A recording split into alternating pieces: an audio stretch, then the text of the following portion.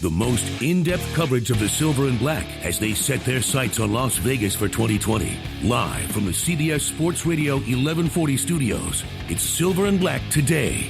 Join the conversation by calling 702-889-5978. Now, here's Scott Gulbransen and Matt Gutierrez. Welcome back. Good Sunday morning, Raider Nation. And welcome back to Las Vegas's only all Raiders all the time sports talk show.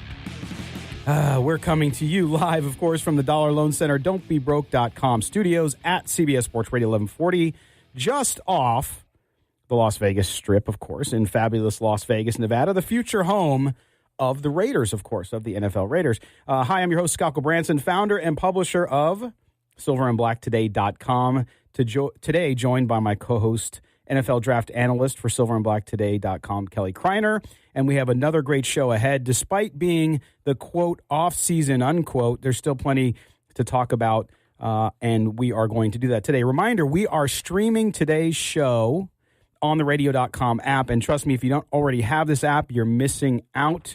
Make sure you grab it. You can listen to the best sports radio, music talk, you name it. Download it and listen to us live anywhere in the world.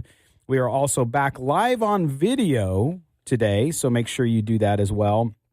And we're on YouTube, Facebook, our Facebook page, and on Twitter via Periscope. So if you go to Silver Black, the number 2 day on Twitter, if you're out and about and you want to do it that way, you can do it that way. Always a ton of listener and viewer chat happening in there, so make sure you check it out. So join Raider Nation from around the world and with us on our video simulcast. So check it out. Also, in addition, check out the website, silverandblacktoday.com. This week, Chris Reed continued his look at Raiders draft targets, and that'll continue this next week as well. We heard from our guest later today, Dr. Aaron Perlut, who wants to move the Super Bowl to Saturday. That's right. Not Super Bowl Sunday, but Super Bowl Saturday. We'll talk to him and his reasons why.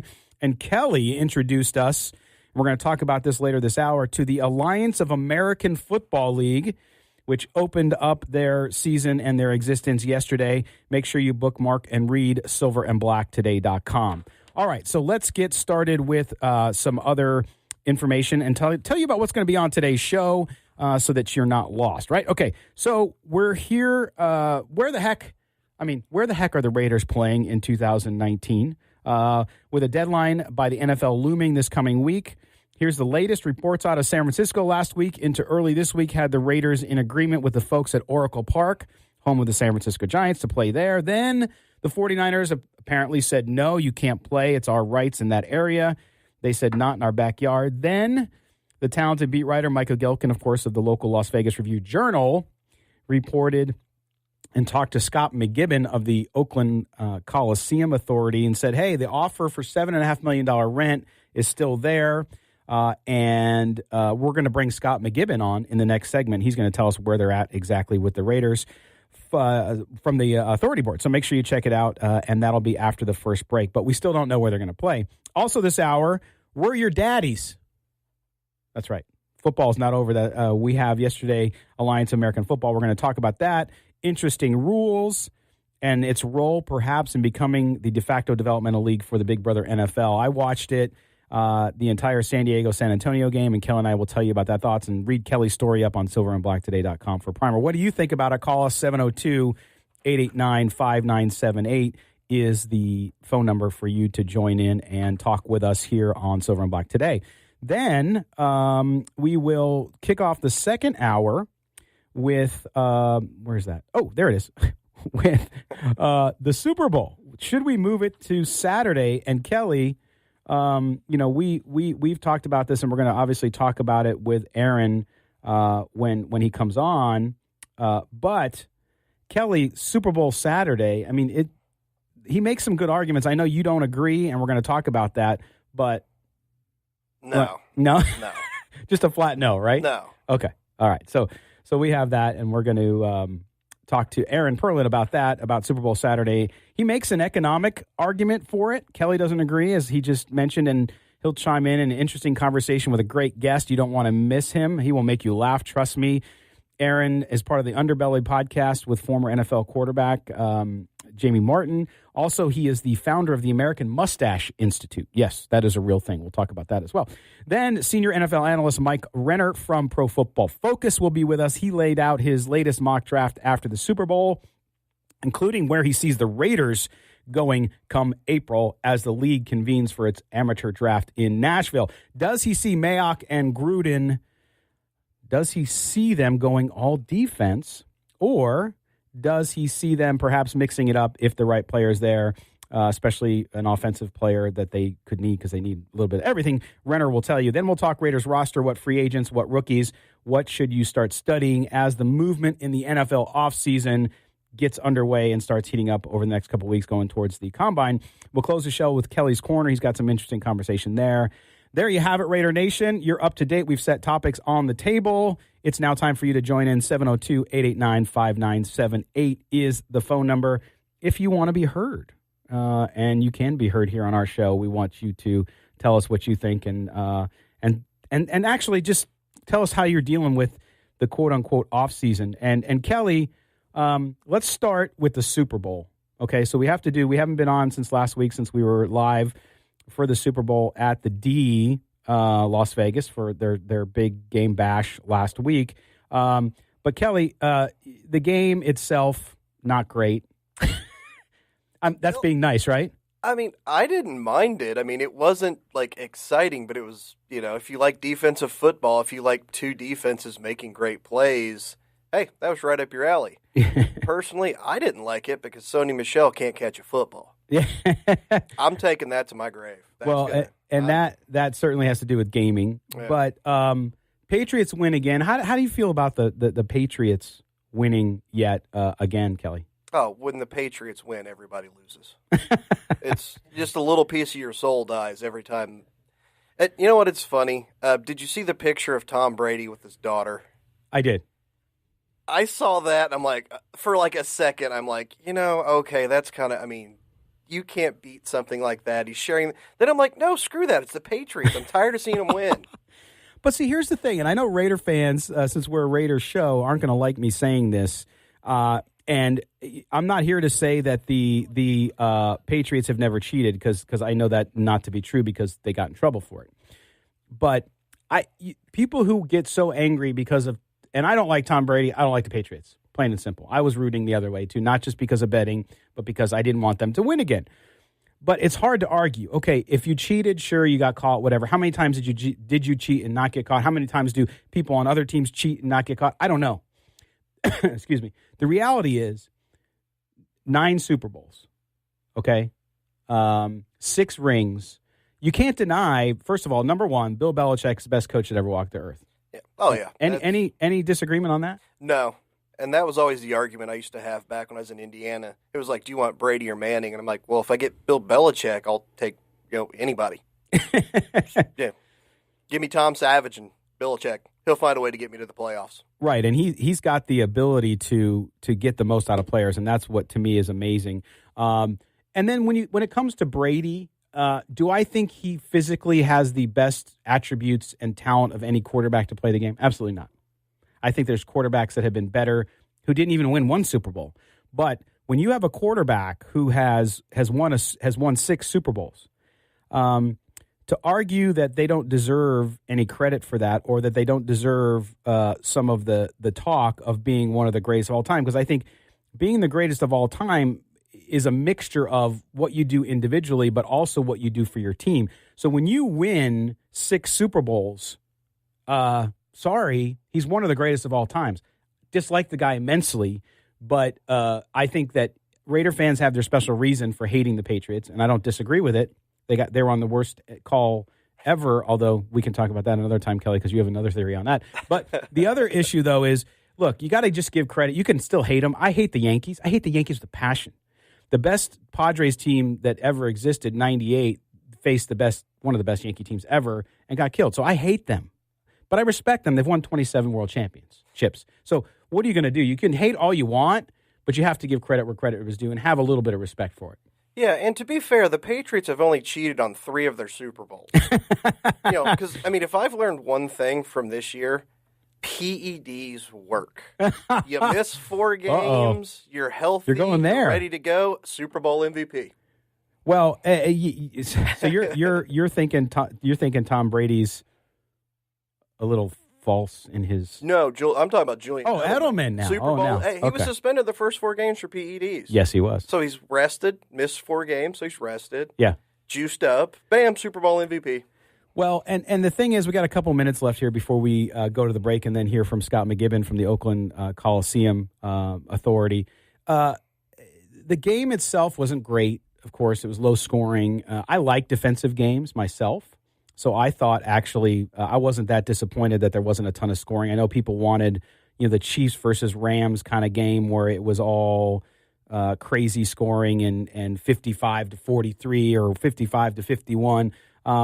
Not so great, but the ratings weren't terrible. I think people jumped on that they were terrible, and they really weren't.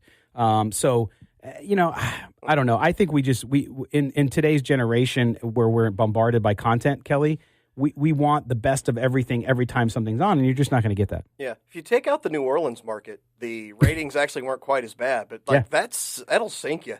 Because, they made a concerted effort down there to not watch this football game. They did, and we got to talk about that another time as well, because I think that whole pass interference, it's like, come on.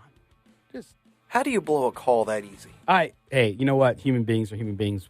Do your job. That's true.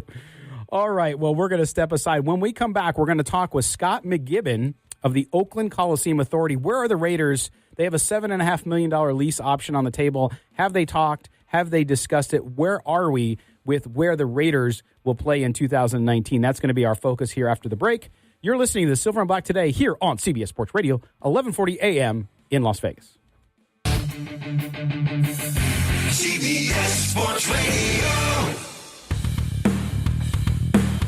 Hey, this is Rodney Hudson. You're listening to Silver and Black Today. Welcome back here to Silver and Black Today on CBS Sports Radio, 1140 a.m. here in Las Vegas. Where will the Raiders play in 2019? It has been the question ever since the season ended, ever since the city of Oakland sued the Raiders for antitrust. We all know what's been going on. We've heard San Diego, we've heard Tucson, we've heard now this past week a lot about Oracle Park in San Francisco. But what people didn't know, and our guest joining us now is Mr. Scott McKibben. He's the executive director of the Oakland Alameda County Coliseum Authority. And Mr. McKibben spoke to the Review-Journal here in Las Vegas this past week and said, hey, the offer is still out there for $7.5 million for a lease for 2019. So, Scott, we're going to jump in, but thank you, first of all, for joining us here on the Silver and Black Today. It's nice to be with you. Thank you, Scott. All right. So you talked with the Review-Journal, Michael Gelkin, excellent reporter there, this past week, and told him that you had communicated directly with Raiders president Mark Bedane that the $7.5 million lease offer was still on the table. At the time of our discussion now, have you heard back from them at all? Is it progressing, or where are we at exactly? No, it's not really. It's not progressing. It's really not going anywhere, either forward or backward. Mark Bedane and I have exchanged a couple of emails. I once again made it clear to him that, we wanted the Raiders to stay and to play the last season or maybe 2 here, and that our offer was still on the table. They pulled theirs off, but we had always kept ours on. And that after he did all of his due diligence, once they came down to, decision time, that we'd be more than willing to sit down at the table and pick up discussions where they were and see if we can get this deal wrapped up and done. I think it's also important to point out that, the Raiders are a tenant of ours, which is the Coliseum Authority. We are not suing the Raiders. Right. The county is not suing the Raiders. The Joint Powers Authority, the Coliseum Authority, is not suing the Raiders. The city of Oakland is. And, it would be our hope that, when this is all said and done, that Mark Davis might, find a way to emotionally put the lawsuit kind of in a different bucket and say, hey, let's just do what's best for the team, the players, the fans, and everybody, and stay that last season or two and stay in Oakland. Yeah, and Scott, I'm glad you brought that up because you have an exemplary background not only in athletics but also in the newspaper industry. So you know journalism really well, and the kind of reporting around this has been sensational to say the least, with a lot of things happening. But I don't think anyone, until you mentioned it in Michael Gelkin's story in the Las Vegas Review-Journal, I don't think anybody really made the differentiation for fans and for people at large that you are not a part of the City of Oakland lawsuit. Is that something now, too, that you're going to be doing more of, to say, hey, listen, we're here, we're a separate entity, and while we understand the Raiders are upset that they're being sued by the city, we're a third party, and we're just trying to do what's best for us, as you said just a moment ago. Absolutely. We're trying our best just to make sure that the fans and the public realizes that those of us who have this transactional, contractual relationship with the Raiders are not involved in this lawsuit. And that, we have forevermore wanted them to play the remaining years here. We still stand by that. And, a lot of businesses at some juncture go through litigation and lawsuits. But at the end of the day, you really don't want to go and disrupt your business model, every time somebody walks down and has a lawsuit with you. On the other hand, I will say this.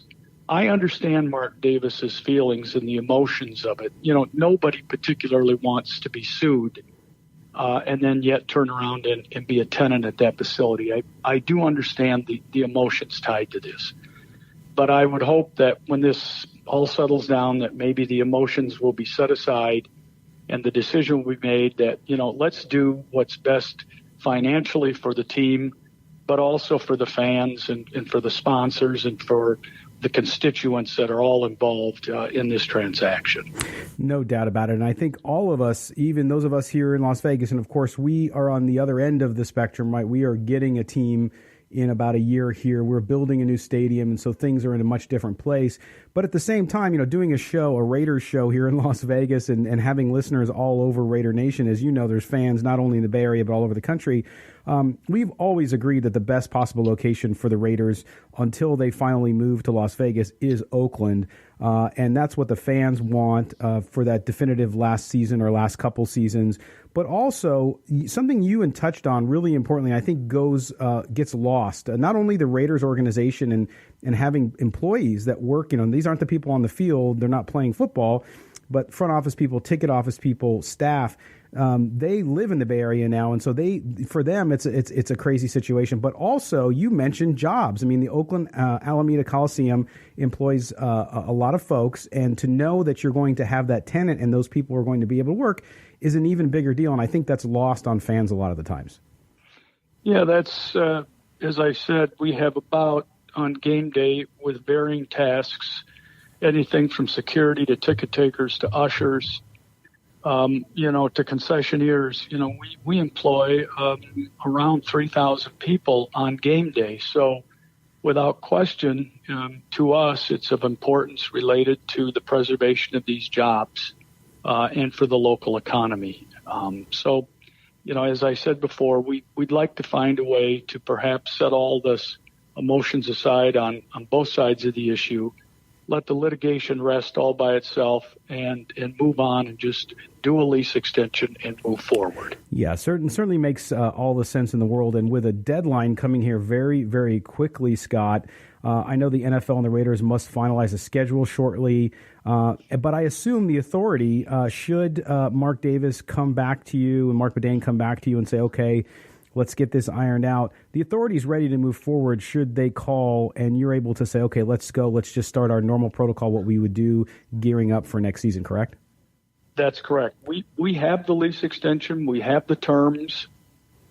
Mark Davis was quoted correctly a few months ago when he said, we had a deal we all agreed with the exception of when we learned that there was going to be a lawsuit filed against us. So, there's really not a lot more to discuss in terms of putting the deal pieces together. It's just getting past this whole emotional issue of the lawsuit. Yeah, and that's understandable, and certainly a lot of things there, very personal things at play there. especially knowing how this has all transpired over the last several years. Now, Scott, with the site, with the Oakland Alameda Coliseum, we know that the Warriors are moving across the bay to San Francisco. The A's are there for now as well. What's next for the site and the planning that you and the authority have to do? What are you guys going to be looking to do over the course of this time as you get ready for a post-Raider world? Well, we're still in the midst of some long and detailed discussions with the A's. The A's have told us that their first and most preferred site is the Howard Terminal site down on the water, but at the same time, in doing that, they would also like to acquire the Coliseum property and use it to put in another ballpark, not a full ballpark, but a ballpark that could be used for baseball, for soccer, for other recreational kinds of activities, but then all the other commercial development that can be done in and around it. Now, the anchor would be the arena. When the Warriors leave, we will continue to use the arena for entertainment. We will use it for big sporting events, one-time type sporting events. As an example, it's hard for us to do an NCAA March Madness regional final because of the lock-in dates and the hold dates that we had to provide for the Warriors. Well, that inventory from about the 1st of October all the way through the 15th of June is now open to us. So, we could bid on things like the Pac-12 conference tournament. We could bid on an arena football team. We can do a lot more on the entertainment and on the concert side of the business because, we now have every Friday, Saturday, and Sunday open to us, which in the past we have not had. So, the site has a bright future. It's going to be a matter of, will the A's build down on the Howard Terminal and then use it for our place for development? If Howard Terminal doesn't work out because of environmental or transportation or other, complicating issues, then they will come back to the Coliseum and they will build on the Coliseum property.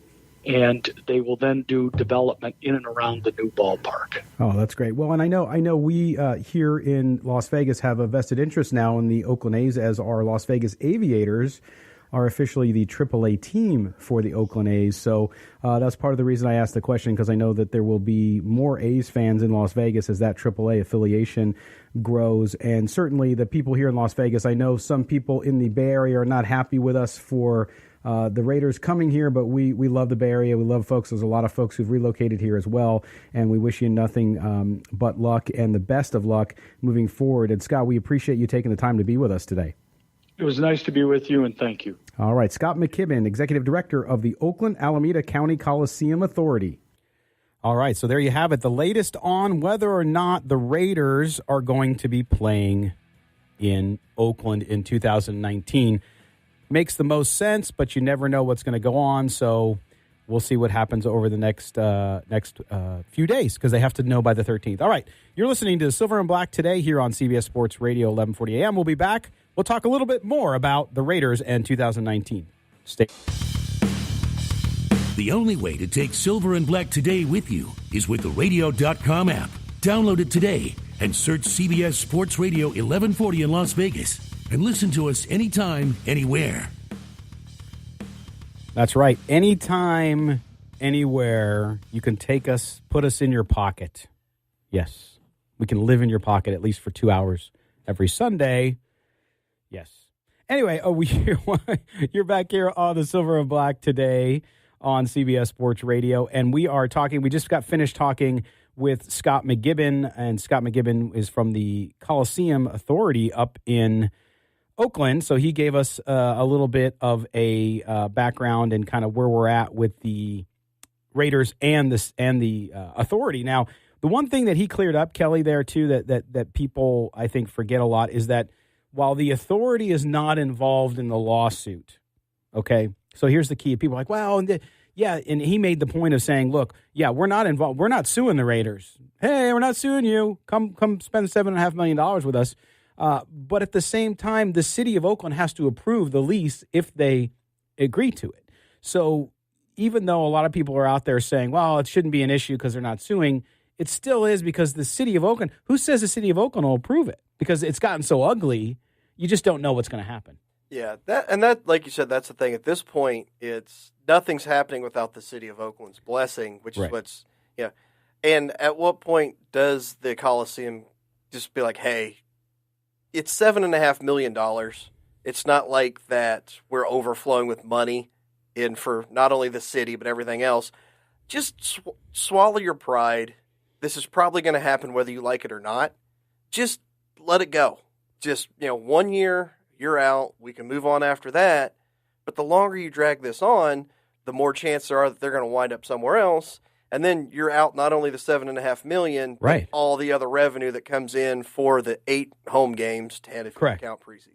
Yeah, parking. And then, I think one of the big things that people don't mention, and I know it's not necessarily like it's bringing Amazon.com to your town. But the fact is that people have part-time employment at the Coliseum when the Raiders are there. And so for them to lose the Raiders a year early, now they all know it's coming. They all know that, hey, they're gone. But you had one more year at least. And so those jobs, the revenue created by them, the income created by them too, is one of the things I think that gets forgotten. And I think at the end of the day, and we've said it along on this show so many times, that it was best for them to go back to Oakland for that year. Now, there's been some animosity with the lawsuit, and at that time, it's like, why do you want to pay somebody who's going to sue you? Well, you're paying the authority. You're not paying the city, even though the city has to approve it. So to me, it makes the most sense. And for the fans, mostly, Kelly, to me, that is the big deal. It is about, for this one, it's like you get the proper goodbye. Okay, the girlfriend broke up with you, and I won't get too graphic, but the girlfriend broke up with you, but she's going to throw you a bone, so to speak, before you leave, and maybe you're going out on one last dinner, one last date to say goodbye and to say, hey, you know what, we're ending this as well as we can. Yeah, I was waiting to see where you were going with that one. I was like, okay, this could be interesting. No. We're a family show. But that, I mean, but you have another theory, and that is it might not have been terrible for the fans, but not so terrible for the Raiders and John Gruden and Mike Mayock if they maybe had just been a marauding, traveling band of bandits traveling and playing every home game in a different spot. I think it would be beneficial for them because then you could basically just bottom out for the season. You've got that built-in excuse. Hey, we didn't have a home. We're bouncing around.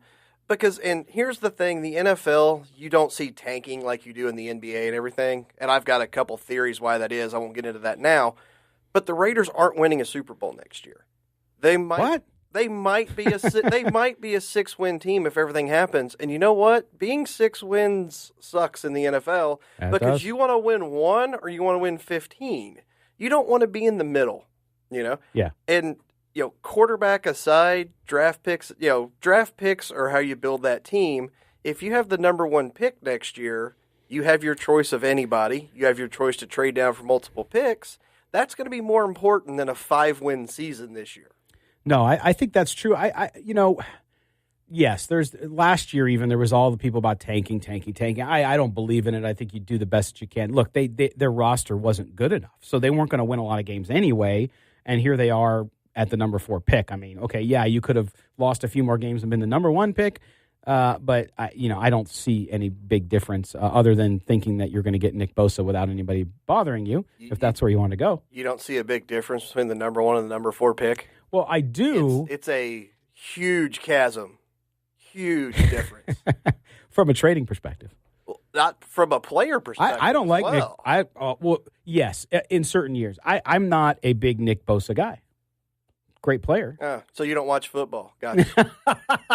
Gotcha. Okay, Kelly's in love with Nick Bosa, but that's between you and Nick. But I think that what we see here with the stadium situation, Kelly, is the fact that if they can put their differences aside, so to speak, and actually it really comes down to, can Mark Davis let go of the animosity and the anger that someone's suing you and actually say, okay, for the fans, we're going to do this. I actually think he's going to. I actually think that Mark Davis will do that. I know there's a lot of people out there who don't like him because he's moving the team and don't give him the respect that he deserves for the deal he got done here in Vegas. But I believe that he will do that, and I think they will play in Oakland. I don't think they're going to play in Levi Stadium. Again, I'm wrong all the time, but I just think it makes the most sense and it'll happen. I just find it funny that the territorial rights that the 49ers won't give up for the baseball field, it's actually closer for them in Oakland to the Levi Stadium than it is if they're in the baseball field to Levi Stadium. It's like, so your territorial rights, you're actually going farther away, but nope, that's still our territory. Yeah, and that gets to a different point, which is, you don't think rivalries like that exist in the NFL except off the field, or on the field, I should say. But the 49ers obviously just, people on the camera, I'm doing my thumb. They're sticking their thumb in your eye and just saying, nah, you had a plan and you might have jumped ahead of your skis a little bit. So we're going to say, nah. The 49ers just don't want to be outdrawn in their own city. Because more people. Yeah, but they're open to Levi's. So they don't care about being outdrawn in their own city when they're getting all the revenue. Yeah, that's true. You're getting your rent paid basically. I was going to say there'll be more people show up to Raiders games and 49ers games. So they're like, we spent all this money on this stadium. Finally, we're getting something out of it. It only took another football team coming in here for us to see what a full stadium looks like. By the way, did you see Jimmy Garoppolo's salary for next year? 25.7. Ooh, not bad for a guy who's not played a full season in the NFL. Well, true, but that's the going rate for a quarterback. It is. It's just the money now blows me away. It's just crazy. But we're going to talk about that too a little bit, which is with the Raiders and their salary cap and everything that's coming up. They have a lot that they could do. And we have Jerry who just said that he'd be willing to host the Raiders in Akron, Ohio. So they could play in the Zip Stadium? I was going to say what's the name of that stadium? Oh, man. I'm sure Jerry will tell us here on Facebook in a second. But yeah, so that to me, the Raiders, the least of their problems really is next year. To your point, you really are going to sort of lose a year next year, and you want to make progress. I think that's the biggest. The biggest key is going to be, do they make progress on the field and with the roster? But outside of that, I mean, again, except for the fans in Oakland, it doesn't matter that much. They're not going to play in Nevada. And so I think we'll know by Wednesday where they're going to play. And I'd be willing, and you could set the odds for me, Kelly. The odds that they play in Oakland, I think, are pretty damn good. Oh, yeah. I don't see any other I don't really see any other option. It's everybody. The NFL is basically going to come in and tell everybody, be an adult. This is a business thing. It's not personal. Fix it. Yeah, and what do you guys think, by the way? Let me know. You can either tell us on Facebook. You can call in 702-889-5978 or on the YouTube channel, which is going crazy. We got Just Win Johnny. We got Aaron Hernandez. Stephen Bonsel's in there. Aaron and just beginning to get lively in there. So usually they argue with each other. Raider fans love to argue with each other. Good-natured most of the time. When it gets out of control, sometimes we step in, but not very often. So, but check it out and let us know what you guys think there as we think about where the Raiders play. I mean, Akron, Ohio. Hey, it might be as good as any place to play for the Raiders as well. But Kelly, when we come back from this break, brother, we're going to talk. You wrote this week about the Alliance of American Football League, which started yesterday and continues today with 2 games on CBS television. We're going to talk a little bit about that, right? Because for those of us who like to bet football and like to just watch football and whose alma mater is so freaking terrible in college basketball that you're disinterested, it gives us something to watch, right? So we'll talk about that when we come back. But you saw the ratings, and we'll update people on the ratings, right? Yeah. I was a little surprised. They're a little better than I was expecting. Especially since most people didn't even realize that it had started. Most people in my bar yesterday were like, what's that, when they showed them on TV? And I told them, like, it's already starting was the most comments I got. Yeah, that's right. So we're going to talk about the Alliance of American Football, because there is no Raider football right now. You're listening to the Silver and Black today here on CBS Sports Radio, 1140 a.m. CBS Sports Radio. Hey, this is Tim Brown, Hall of Famer. You're listening to Silver and Black today. Tim Brown, yes, indeed a Hall of Famer. And as I always have to mention, I can't get away from it, Fighting Irish, go Irish, right? So an Indiana boy here, even though our website, Kelly, still has you as from Kentucky, which I know is not something that sits well with you. So we will definitely fix that. Yeah, okay. I'll hold my breath over here, and we'll see what happens. Yeah, I'm sure. Okay, so Kelly, now this week, you wrote a story about the Alliance of American Football. For those of you who might not have been paying attention after the fact that the Super Bowl ended last week and football was quote unquote officially over, it started yesterday. The Alliance of American Football League really. Bill Polian, of course, you guys know who Bill Polian is, former GM of the Buffalo Bills and a couple other teams, and long history in the NFL. He is the kind of driving force behind it. And he said during the interview on CBS yesterday that his goal was within a few years to become the developmental league, i.e. what the G League is to the NBA, the Alliance of American Football League would be to the NFL. In fact, he went as far as to say, Kelly, that he wants the AAF to become in essence, the place where the practice squad guys from every NFL team go to play. What is it about this league that you think maybe, and we watched it, we'll talk about what we watched yesterday in a second, but as an overview, Kelly, for our listeners who might not be familiar yet, what is it about this league that maybe you say, you know what, yes, it's going to be like a minor league, but it has a better chance of succeeding than perhaps other things? It's football. I mean, that's the basics. I mean, people love watching football. Obviously, you know, the NFL is always going to be the top because you want to see the best athletes. But if you're a football fan, you have no options. You know, you've got that dead period from February to August. And if it's a even halfway decent product, you will sit there and watch it because it's football. You know, there's a need for that for some people. You know, yeah, sure. I'm a diehard college basketball fan. I can watch the two worst college basketball teams play. And so UNLV being one. I would watch UNLV if it was on TV. Just had to get my dig in. And last night I had a TV in my bar dedicated to the I can't even say it right. The Alliance of American Football. I had that on there because I was fascinated to see how this was going to turn out. Yeah. And it's football. It's not great football, but it's football. And that's what I want to watch.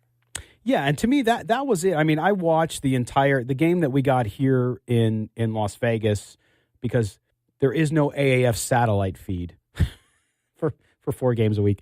It was the San Diego-San Antonio game. And San Antonio, I'll tell you what, they had a great crowd. And I say great crowd in about 25,000 for the first of a new football league in a town that doesn't have an NFL team. I thought was pretty good. I was surprised. I was not expecting that, but I think, as you mentioned, and we talked off air, the curiosity around it's going to get people to come for 1 or 2 games. And then after that, you have to have something that they have to glom onto, whether it's players, whether it's good play. The San Diego-San Antonio game didn't have a lot of scoring versus the old ball coach, Steve Spurrier, down in Orlando, put up 40 points and 5 touchdown passes. And I think, and I think that's, to me, what'll be good. But back to your point, I heard some national talk show hosts say that there's just too much football. There's just, you have the NFL, that's oversaturated, and now you have 1 week between the Super Bowl, and now you're throwing this minor league football at us. Is there such a thing, Kelly, as too much football? If you don't want to watch it, there's 3,000 other channels. You can watch something else. I want more football. Yeah. And I mentioned earlier, next year when the XFL comes out, I'd like to see the XFL start after this is over. I would like to have 12 months of football because it gives me something to watch. If you think there's too much football, turn the other channel, brother. Yeah, no, and that's true. But at the same time, too, I think that while I'm not a big minor league baseball watcher, I don't follow it religiously. I don't do anything to really keep up with it other than to watch players. I'm a Padre fan, so I watch who's coming up, who's coming down, who's doing well at AAA. Or I don't watch a lot of the G League other than former UNLV running Rebel Steven Zimmerman. His family is good friends of ours, so I watch to see how he's developing. But I don't watch G League games. Like, I don't sit down. I'm not a big NBA fan anyway. But with football, I'm a little more interested because I start to see, well, geez, the Raiders are looking for guys. And since we cover the Raiders, I'm starting to look at some wide receivers. For example, last night in the San Diego-San Antonio game, Kelly, there were some wide receivers, again, playing against different competition, so you got to take it with a grain of salt, right? I mean, but they look good, and you start to see, hey, maybe this is a guy somebody missed. Could 5 or 10 guys come out of that league and be on an NFL roster? Not start in the NFL, but be on an NFL roster as a role player. Yeah, and that's the big thing with this league. It's just getting reps, because you can't get better if you're not playing. You can do all the stuff you want in practice, but you can't have like game speed and everything in a practice. This is giving these guys a chance to go out there, get more reps, show what they can do, and then, like I said, say you see something in somebody, it's like, well, hey, if we bring him in, our coaching's better, so we can get this out of a guy. Yeah, no, I think that's true, and to me, I enjoyed it. I mean, I got bored towards the end of that game, and I kind of went back to the hockey game because the Vegas Golden Knights were on. But overall, I think it's not bad, and I think they have the right. They're not the XFL. They're not trying to compete with the NFL. They're trying to supplement the NFL and have a deep relationship with the NFL. And to me, that's very different, and I think the right way to do it. It makes sense because the guys involved in it, the Bill Polians, the Hines Wards, the Daryl Johnston, who's the GM down in San Antonio, those guys are NFL guys. So they want to use their relationship to do that. Yeah, this league's kind of like the NFL's a fine dining steak dinner. This is Outback. I love your analogy. This is Outback Steakhouse. Oh, it's good. I've had. It's not Golden Corral. I've had better. Yeah, but I'm hungry and want something. You want a steak. This fills that hunger. That's Kelly has great. I talked to Kelly a lot offline. We talk a lot about football. Great analogy. And so, although some people will argue that it's like that burnt 99-cent Whopper at Burger King, I don't agree. I think if you look at it from the perspective of it's football, I said to you when we walked in this morning that I thought it was just a little step above pretty good college football, right? And so it's Outback Steakhouse. It's Outback. There you go. But to me, that was awesome. I'm okay with it. I enjoy it. So it'll be good, I think, for us to have some football and to watch some of these guys. Some of these guys could be free agent signings for your NFL team next year for the Raiders. And at least you get to watch a guy, and you might see a guy and say, man, I like that tight end, and let's see where he goes and follow him, and maybe he gets signed by the Raiders, maybe he gets signed by somebody else. But nonetheless, it's football, and it's better to me than watching nothing. Or as I was getting my haircut yesterday, they had rugby on. No offense to people who play rugby, but I don't know anything about it, so it was confusing to me. Hayden's going to be mad at you now. That's Australian football. A little different, right? Anyway, all right, we're going to step aside. When we come back, we're going to be joined. We're going to say, should the Super Bowl move to Saturday? Dr. Aaron Perlut will join us. Don't go anywhere. You're listening to Silver and Black Today here on CBS Sports Radio, 1140 a.m. The most in-depth coverage of the Silver and Black as they set their sights on Las Vegas for 2020. Live from the CBS Sports Radio 1140 studios, it's Silver and Black Today. Join the conversation by calling 702-889-5978.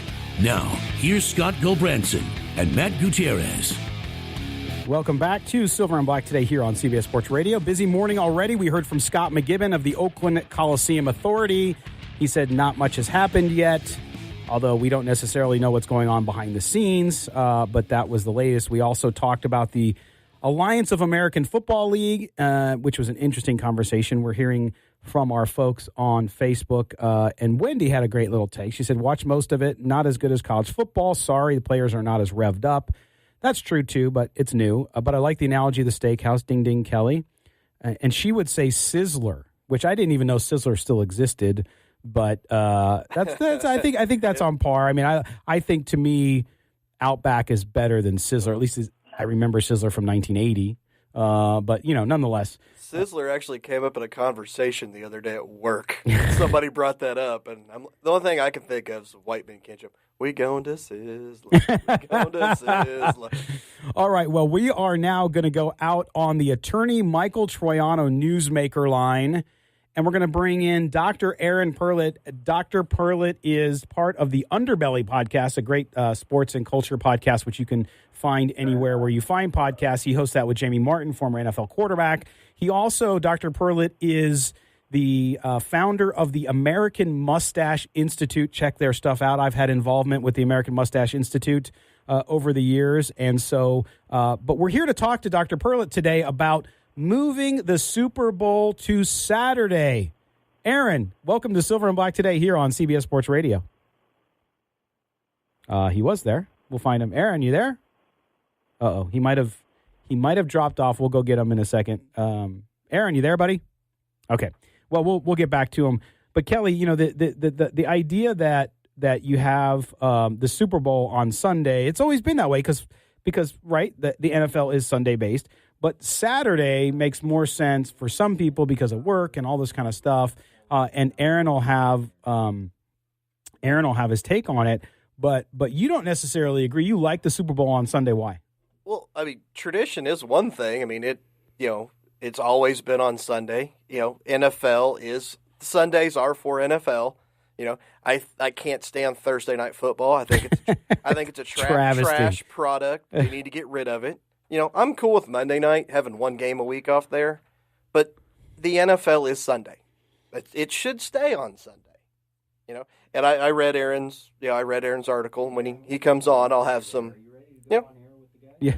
Well, and you guys, you can go at it here in a second. But part of Aaron's point, and by the way, you can go read his story, which is up on silverandblacktoday.com. Look up there for the spot. Is he on now? We got him. Okay, so we're now going out to St. Louis, Missouri. We bring in Dr. Aaron Perlut. Aaron, what's happening today, buddy?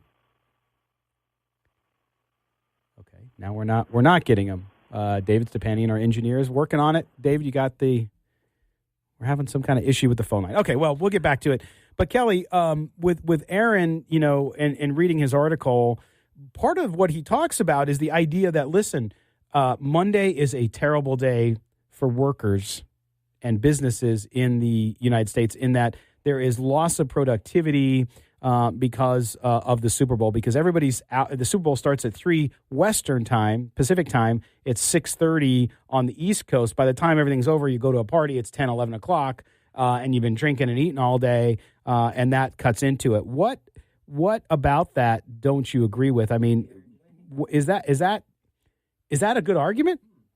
I could see where some people would make that argument. To me, I don't think it's a good argument. I think, that's just another sign of how weak we are becoming as Americans and everything, that I can't stay up till 11 or 12 o'clock at night and make it to work the next morning. I mean, suck it up. It's one day a year. Yeah. It's like, oh no, I was out till midnight. What time do you go to work? 1? Guess what? Stay up and go to work. Yeah. It's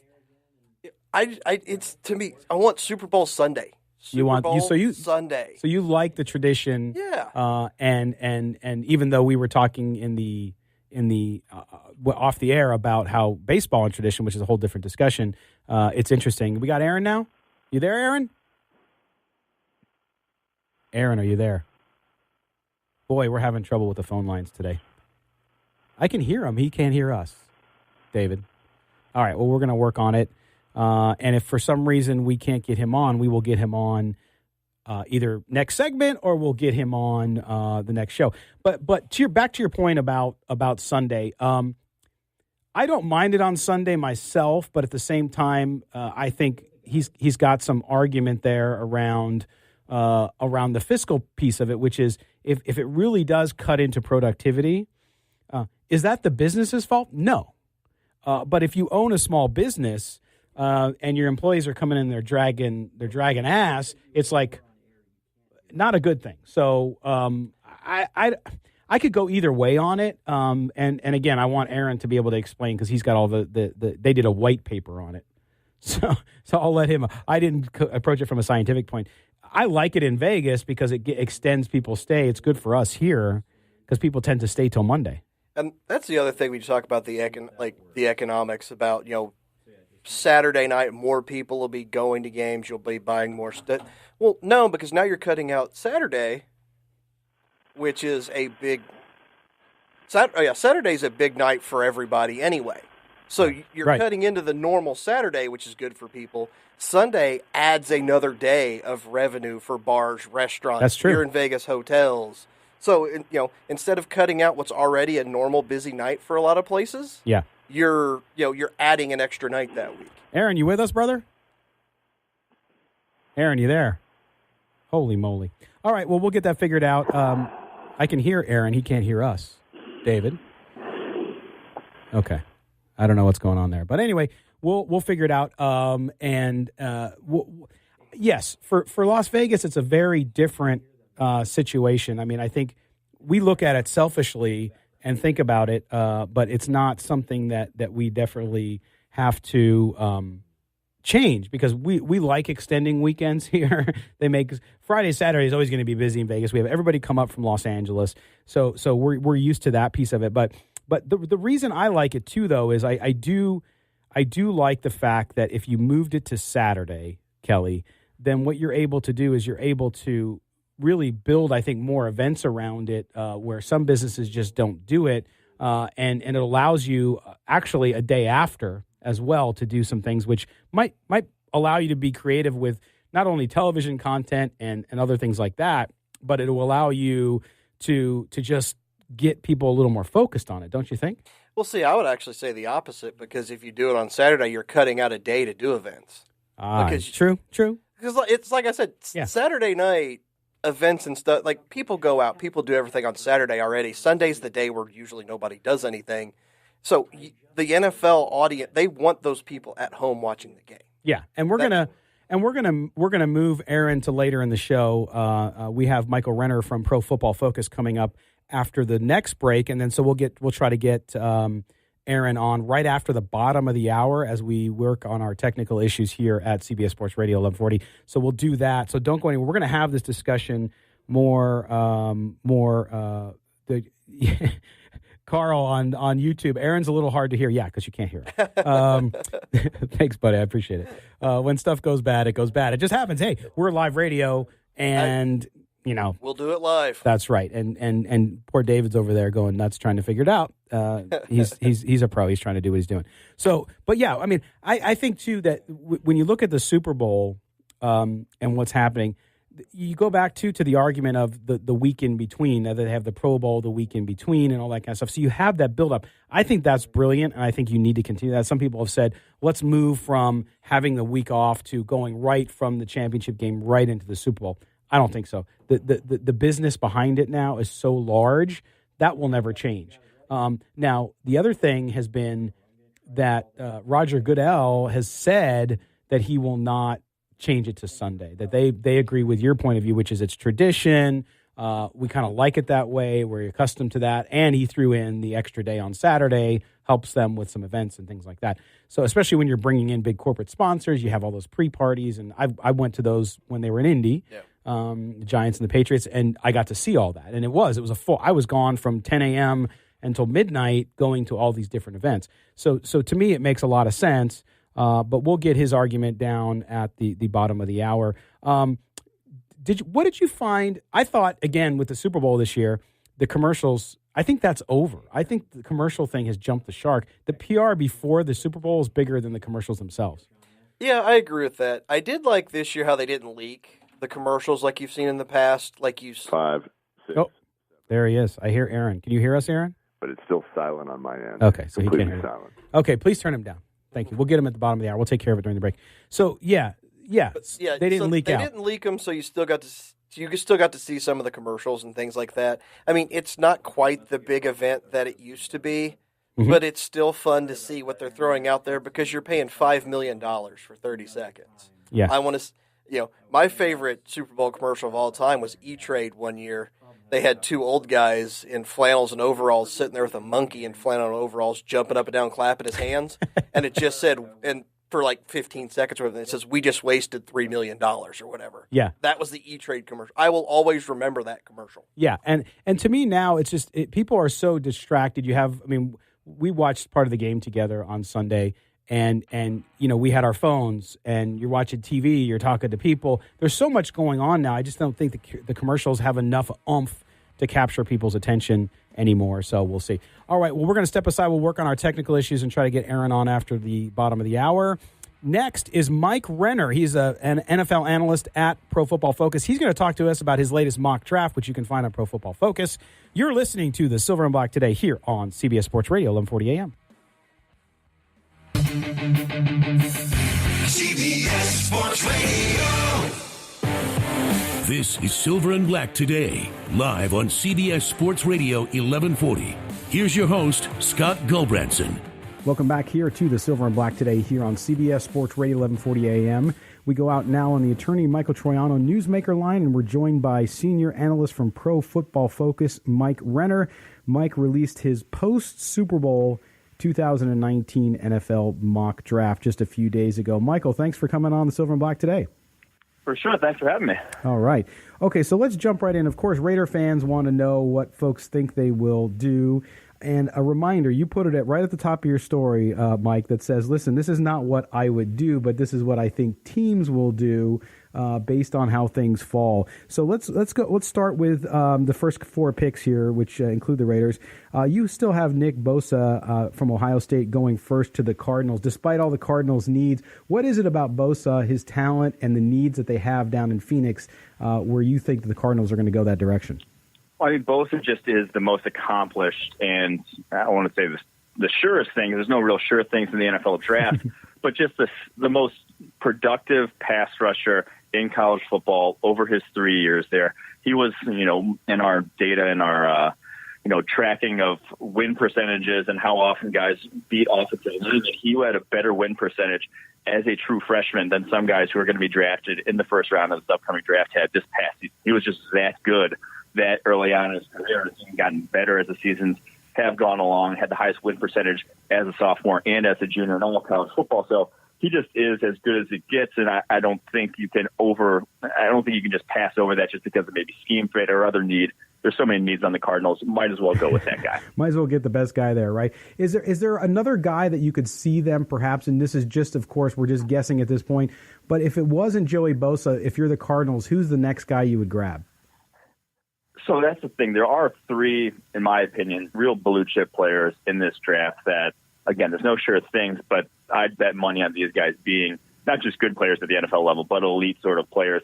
The other is Quinnen Williams, who, can fit into any scheme in terms of his versatility as a defensive tackle, can play nose or three technique, highest graded defensive tackle we've ever seen in our college grading, 5 years of college grading. He has the highest grade out of Alabama. And then Josh Allen, just because the Josh Allen scheme fit in the 3-4 looks more like a 3-4 outside linebacker than Nick Bosa does. Josh Allen just can cover tight ends, can play off-ball linebacker if we really wanted him to, and also rush the passer. So the versatility aspect fits better to a 3-4. But again, I'm not going to pass over the talent of someone like Nick Bosa just because of the versatility might be a better scheme fit. Yeah, we always have that conversation with folks who call into our show, Mike, is that a lot of people, the Raiders need this. They need a wide receiver. They need an edge rusher. And, of course, you do need an edge rusher. But if for some reason Josh Allen went before number 4 to the Raiders, which is where you have him falling right now, thinking the Raiders will take him if available, to grab a Quinnen Williams, as you just glowingly talked about, that's not a bad thing. I think at the top of the draft, people sometimes get focused too much on the need, especially when you're a team at the top of the draft. Like you said about the Cardinals, there's so many needs. You take really the most impactful player you can get, and that includes a defensive alignment on the interior. But a Josh Allen with the Raiders, if this all falls how you have it projected early on here, would he instantly help? I mean, obviously that pass rush, which was just atrocious last year for Oakland. Yeah, he would obviously help that. In my opinion, he's the best athlete in this edge class in terms of explosiveness, agility, change of direction, there's a flexibility, that sort of thing. He checks every single box there. And he's 6'5", 260. He's the ideal build for the edge position. So he has all that going for him, has the on-field production at this point. And the thing is, he's still getting better. We saw how much better he got from junior to senior year. He has the work ethic to where I think he's going to continue to get better. If you told me in 5 years that he ended up being the best player from this class, that wouldn't surprise me. But he's not as sure a thing as the other two, but he has all the traits to become an elite player in the NFL. Yeah, I think most Raider fans would be ecstatic to have Josh Allen holding up that jersey down in Nashville. Now, you had at number 3, the Broncos clearly looking for a quarterback. John Elway need someone to go. And this is not the best quarterback class, obviously, but there are some guys. You have them going the Dwayne Haskins route, of course, the talented quarterback out of Ohio State, versus the Drew Lock. We've been hearing a lot that John Elway has been enamored with Lock. Why do you think they go the Haskins route instead? Well, I think if you hear a GM's enamored with a certain player right now, that's a smokescreen at this point. You don't want, if anyone comes out saying that they have this guy at the top of their board, that probably means they're pretty low on them, because you don't want anyone to know where you're leaning at this point. So I have the Broncos going up that high because, one, if you're going to take a quarterback in the draft, 99 times out of 100, you trade up to take that quarterback. You go and you get your guy. And Elway has never been able to go get his guy. He got stuck with Paxton Lynch, the third quarterback in that draft. Got stuck with Case Keenum, an afterthought in free agency. He's never gone and had the chance to get his guy. He's finally in a position to do that. I think Dwayne Haskins, while he has his question marks, is clearly has the potential to be a franchise quarterback, has the arm talent to be that guy. And so all of a sudden, I think the Broncos are a team that he just can't look his fan base in the eyes. With Case Keenum going into 2019, he has to do something. So I think this is the year they end up doing that. Again, we're speaking with Mike Renner. He's the senior analyst over at Pro Football Focus. We are a subscriber. If you haven't checked out Mike's work and the website over at profootballfocus.com, make sure you do. Now, Mike, let's skip ahead to some of the Raiders picks you have. Of course, number 24, which they acquired in the Khalil Mack trade. The Khalil Mack trade people don't like to mention or talk about if you're in Raider Nation. But you have them taking Christian Williams, defensive lineman, out of Clemson, where I think some other folks have thought maybe at 24 or 24 to 27 they might go defensive back. Why go? What is it about Wilkins you think that fits in well with Paul Guenther's scheme with the Raiders? Well, I think going back to the conversation of there's a ton of needs on the Raiders. I don't think there's a single position on the roster that if they drafted, I would say that they wouldn't need. Even at quarterback, if they drafted a quarterback, I think you could still argue that they do need, Derek Carr has been good, but there's not shown that he's a surefire franchise sort of guy. You could upgrade basically everywhere along that roster. So you don't have to go somewhere with a certain pick if you're the Raiders. You just have to get the most talent you possibly can out of those 3 first-round picks. So if Wilkins does fall there, in which I've seen a handful of other backs have him falling out of the first round completely, I think that would be a steal for them. He was incredibly productive at Clemson, one of the best interior pass rushers and run defenders in the nation, is already incredibly strong. I think NFL-ready sort of talent that they just need that. Along the defensive line, they've drafted a handful of projects last year. Now get some guys who can actually contribute right away, and I think that's Christian Wilkins, who he is. Yeah, definitely have some real good strength in there on the inside. Now at 27, you have the Raiders selecting cornerback out of Penn State, Amani Oruwariye. Is he a guy that really elevated his stock with the Senior Bowl and what he was able to do there? Yeah, I think in terms of the secondary, he probably made the most money for himself at the Senior Bowl. We at Pro Football Focus tracked all the one-on-ones, graded all the practices. He had the highest win rate among cornerbacks in those one-on-ones over the course of the week in practices. And he has the traits that NFL defensive coordinators love. Long, 6'2", 32-inch arms, is going to be able to play press man coverage, which is the name of the game in the NFL these days. You watch the Patriots, how much press man they play and how well they shut down opposing offenses. I think that's what you have to do to be a top-tier defense in today's NFL. He has those sort of skills and has the athleticism and smoothness to be able to play the cornerback position at the NFL.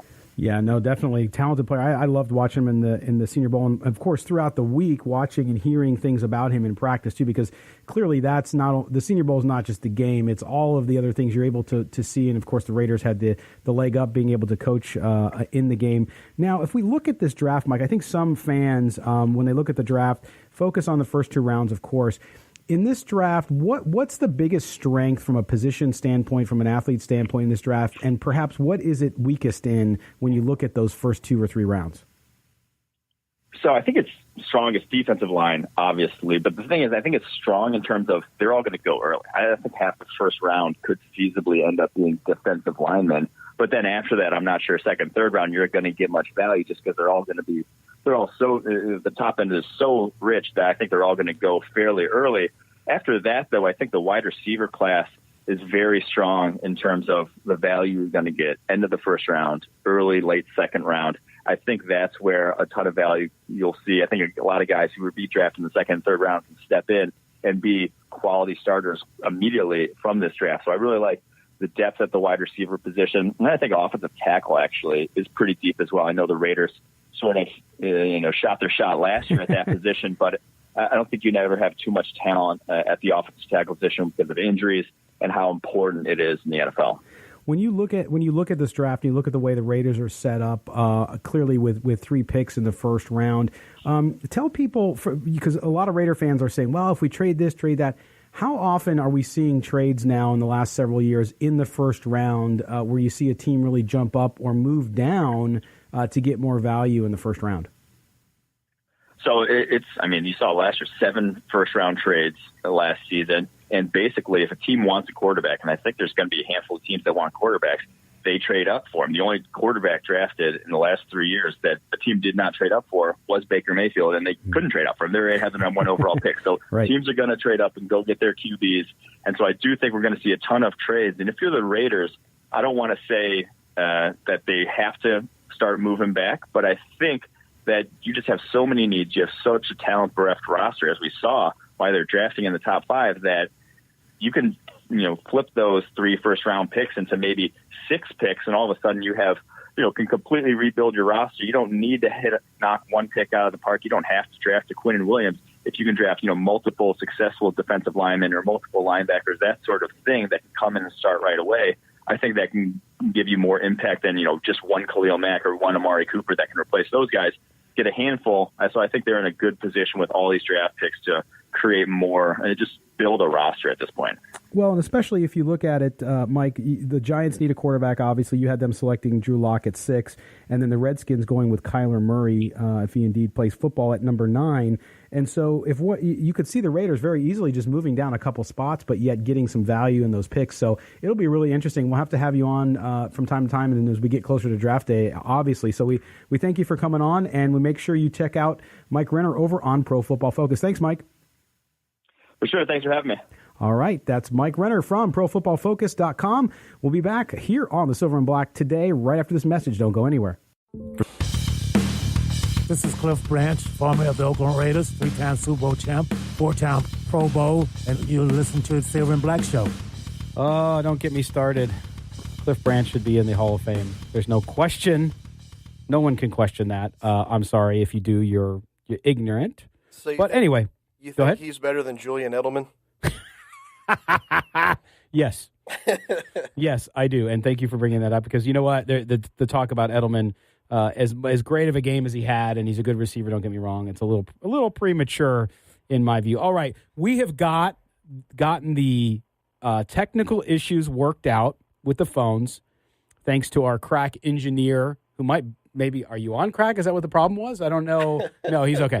David Sapanian fixed the issue for us so that we can get one of our guests on, and that, of course, is Dr. Aaron Perlut. Dr. Aaron Perlut wants to move the Super Bowl to Saturday. Again, you can listen to him on the Underbelly podcast with former NFL quarterback Jamie Martin. Find it wherever you find podcasts, except for in the deep, dark ridges of quality content. No, I'm just kidding. It's a great podcast. I've been a guest on it before, so go check it out. He also is the co-founder of the American Mustache Institute. Aaron, welcome to the Silver and Black today. We finally got the phones worked out, brother. Thanks for having me, and you are welcome to refer to me as Dr. Perlut. Of course. Now, Dr. Perlut, the first thing we want to do is first give us your pitch. Why in the heck do we need to move the Super Bowl from Sunday to Saturday? Well, this is something that I started railing on, I think, about 13 years ago. There was a Super Bowl being held in the glorious city that is Detroit. And I began wondering to myself, why is this game historically since 1966 been held on a Sunday night? And initially, admittedly, it started off as an argument for alcoholism, because it's but when you really dig into the notion of moving a Super Bowl from Sunday to Saturday, there's a couple of factors at play, and I think that where you need to start is revenue, because the NFL begins and ends with revenue. They don't do anything unless revenue comes at play. And I think the reality is that if you think about the lost productivity on Monday mornings from people who miss work, and this past Monday after Super Bowl, 17 million Americans called in sick to work. 17 million? 17 million. How does that compare to a regular day? Do you know? It's just 1 million away. Usually it's about 16 million, but okay. by my own personal data.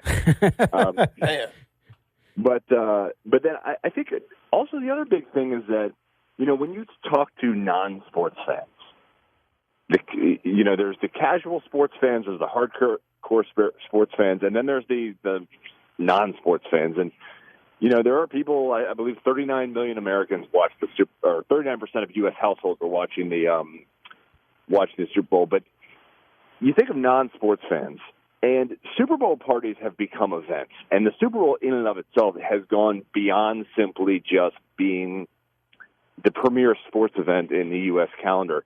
It's kind of like an American holiday. I mean, Easter, Thanksgiving, Christmas, Super Bowl. I mean, the Super Bowl is in the top 5 when you think about how Americans gather and celebrate and prepare. And then you have these non-sports fans that kind of bail on the game because they're like, I don't really care that much. I've got work tomorrow. There's no good reason for me to go. Now move that game to a Saturday night, typically a social night, typically a night that Americans gather with people and spend time and socialize. Think about how many more viewers the NFL could have watching this game, interested in the game, at least attending parties for the game, and the trickle-down economics of that, because parties become larger. When parties become larger, people go out and buy more beer and soda and chips and snacks and nacho dip and guacamole and whatever. And the reality is there'd be more people watching the game. You wouldn't have people calling in sick. And by the way, what I didn't mention about the $17 million, 17 million people that miss work, it is considered to be about a $4 billion loss from an economic scale to employers. So you've got money lost from the U.S. business community. You've got money sitting on the table for the NFL, because just imagine how much better a $10 million commercial could be as opposed to these terrible $4 and $5 million ones we're watching. So I just think it just makes so much sense. Well, but the thing is, Aaron, so we have Kelly Kriner here co-hosting with me, and he's got a different take on that. I see all your point there. I see we're getting a lot of comments on our YouTube channel too about the fact that college football is Saturday. Surfer Bob is in fact saying you're full of garbage, so he knows you really well. The broadcast was great up until you brought him on. So Surfer Bob loves you, and he wants to leave us because you're on the air. But hey, that's okay. He hasn't seen the pictures of you yet. But anyway, the one thing I want to say about this is that yes, Sunday has been synonymous with the NFL, right, Kelly? So Kelly has a different view of that, and I want to get your reaction to what Kelly has to say. Hold on one sec. Well, first off, when everybody brings up the productivity, can we get rid of this elitist attitude that productivity in this country only happens from 9 to 5 on Monday through Friday? People work weekends, people work Sundays, and 2, just because you show up to work doesn't mean you're productive. I've dealt with this the whole 20 been to the post office? The 20 years I've been in the service industry. Just because you're there don't mean you're doing anything. My biggest thing, though, is it's football. It is Sunday. I want that on a Sunday. They've screwed around with so much other tradition, having Thursday night football and everything else. I want my Sunday. And the economic impact, Saturday's a night where everybody goes out and does everything anyway, so you're cutting into a day for bars, restaurants, and everything that are already making money, already having those big nights. You're adding, it's like a 3-day weekend when your Sunday's big because you've got Friday, Saturday, and Sunday. So what about that, Aaron? What about the argument, especially, and you addressed this in your article up on silverandblacktoday.com, around tradition and the Sunday and the fact that, okay, Monday doesn't mean it's a productive day just because there was no football on the day previous? Well, I think, let's start with the I think the one argument I couldn't agree with more, and I think it's really valid, is the piece about bars and restaurants on Saturday night versus Sunday. There's no question that, you do have bars and restaurants that are already full on Saturday nights. And so if there was going to be one metric that would dip, it would be that one, because Sunday night is not typically a night where people go out to dinner as much. So I do agree with that. But I think it's superseded by the overall impact of the traditional non-football fans that would be engaged. When you brought up tradition, I think that's the real key here in this conversation, because I read a quote by Roger Goodell, and I think anyone who pays attention to the league recognizes that honesty is parallel to Roger Goodell's universe, like wearing pants are to mine. It just doesn't. The two don't equate. And that he was basically talking about how the numbers just don't work out for Saturday night. And I think we all know that's false. I think we all know that this is about tradition. And tradition is the big key to why the NFL doesn't want to move the game, because the NFL is this league that is steeped in tradition, and everything about the NFL is tradition, tradition, tradition. It's why for years and years and years the league had trouble getting away from this and denied the head injury argument. It's all about tradition with the NFL and, their giant PR machine that really jams every one of these ridiculous messages down your throat. Aaron, but the thing is, if you look at major sports traditions, though, they have changed dramatically over the last quarter century, whether it's the World Series, the NBA championship, even the Pro Bowl. The Pro Bowl has been, they're trying to mess with this horrendous game because they want to get people to watch it. So, I think changing tradition is not out of the question. Yeah. No, and Aaron, it's an interesting argument, and definitely we have some listeners who vehemently disagree, but that's what it's all about. And we'll keep up with you, man, and see how this is. You're going to be contributing over on silverandblacktoday.com. So thanks for joining us, my man. We'll talk to you real soon. Thank you very much. Take care, guys. All right. That was Dr. Aaron Perlut. He wants to move the Super Bowl to Saturday, which apparently, Kelly, a lot of people don't like the idea. We'll listen to that when we come back. We'll also hear Kelly's Corner at the end here. He's got a subject he wants to talk about. You're listening to the Silver and Black today here on CBS Sports Radio, 1140 a.m. The station.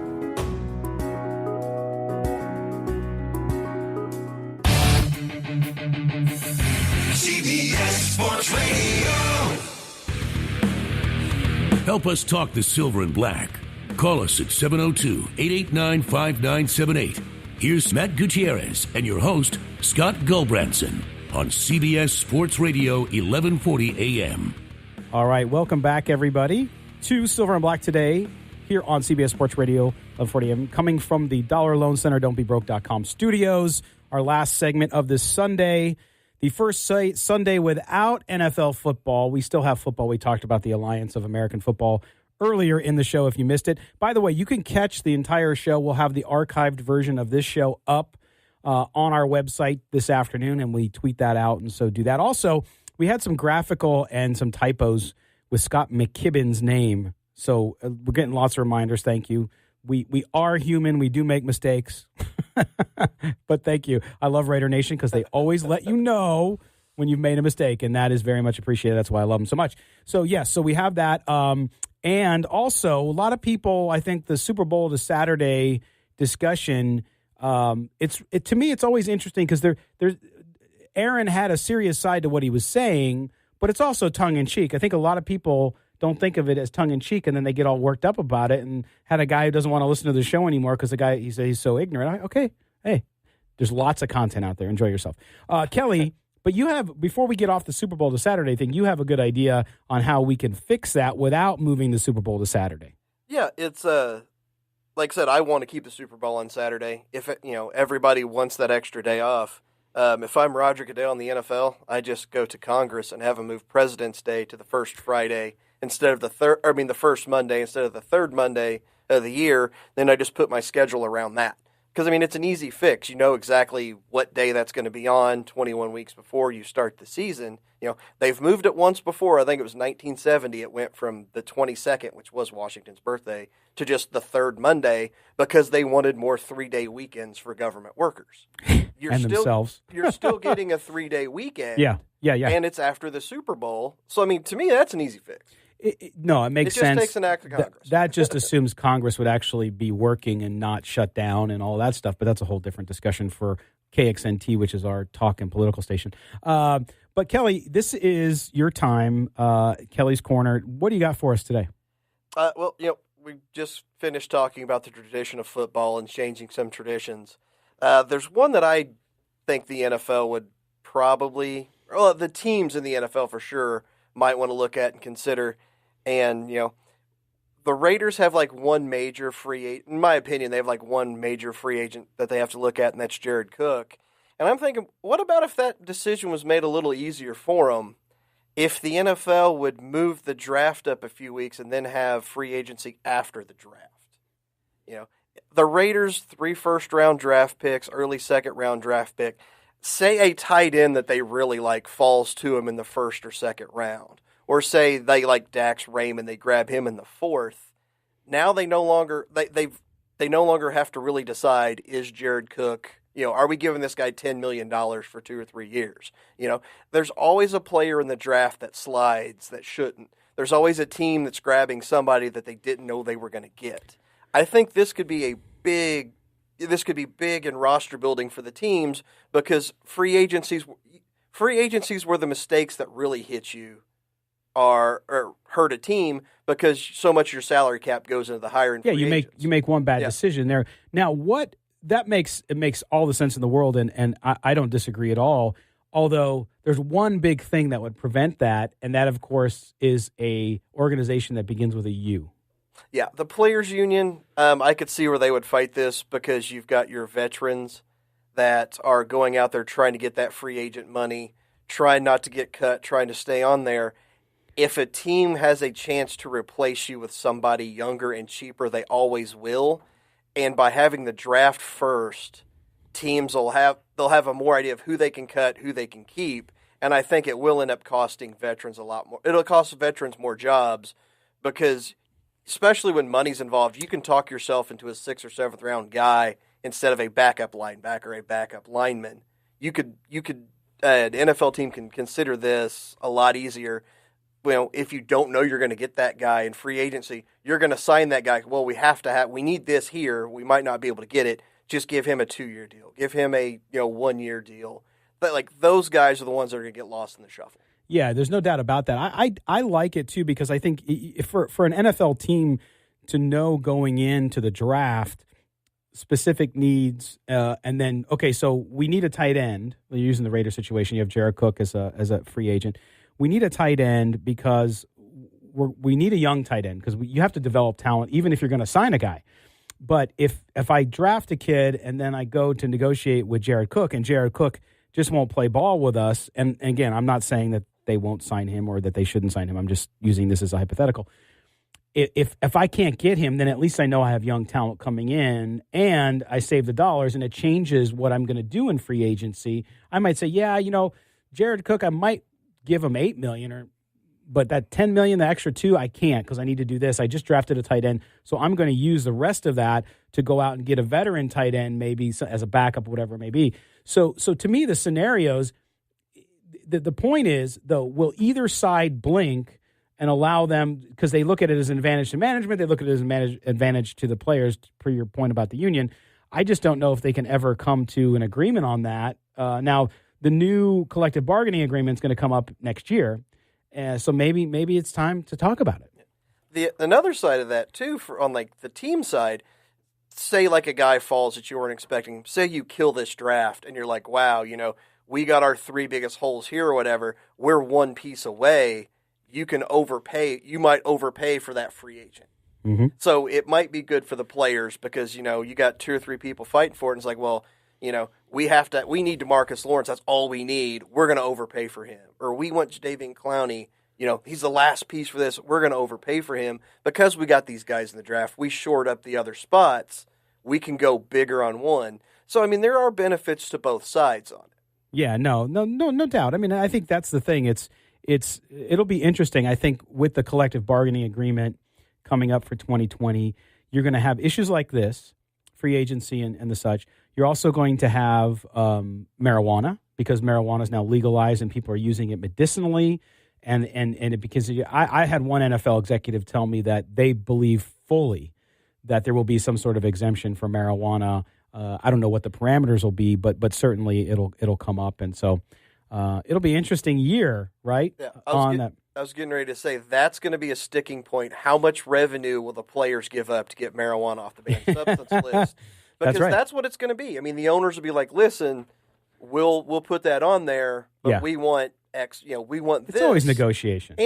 And for the players, I mean, how much do you want to give up for that? Yeah. And when you're talking the grand scheme of all this stuff, it's going to be a small number. Yeah. But I think it would benefit a lot more players. All right. Kelly Kriner, man, thanks for coming in again. Yeah, no problem, man. I appreciate it. All right. That's going to wrap up today's show, everybody. If you want to keep up with us, make sure you stay connected. Visit silverandblacktoday.com. Follow us on Twitter, silverblack2day, and check out our podcast available iTunes, Google Play. Subscribe today so you don't miss a version of this show or the podcast. For my co-host, Kelly Kriner, for engineer David Stepanian, we sign off, but we never say goodbye, Raider Nation. Thanks for listening, and until next week, may the autumn wind always be at your back. See you later, everybody.